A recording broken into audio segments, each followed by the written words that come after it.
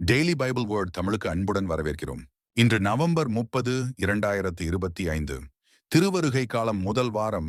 ஞாயிறு விழிப்பாயிருங்கள், ஆயத்தமாயிருங்கள்.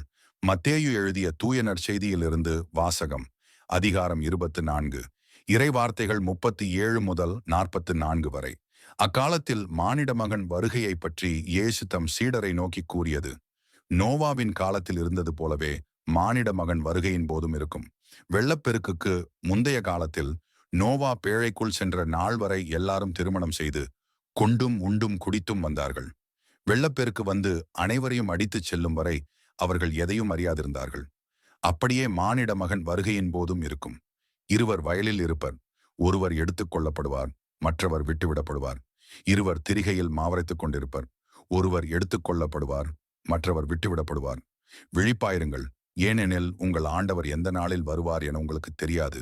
இரவில் எந்த காவல் வேளையில் திருடன் வருவான் என்று வீட்டு உரிமையாளருக்கு தெரிந்திருந்தால் அவர் விழித்திருந்து தம் வீட்டில் கன்னமிட விடமாட்டார் என்பதை அறிவீர்கள். எனவே நீங்களும் ஆயத்தமாயிருங்கள், ஏனெனில் நீங்கள் நினையாத நேரத்தில் மானிட மகன் வருவார். இது ஆண்டவரின் அருள்வாக்கு. இறைவா, உமக்கு நன்றி. தினசரி நற்செய்தி வார்த்தைகளுக்கு daily Bible words Tamil channel subscribe பண்ணுங்க.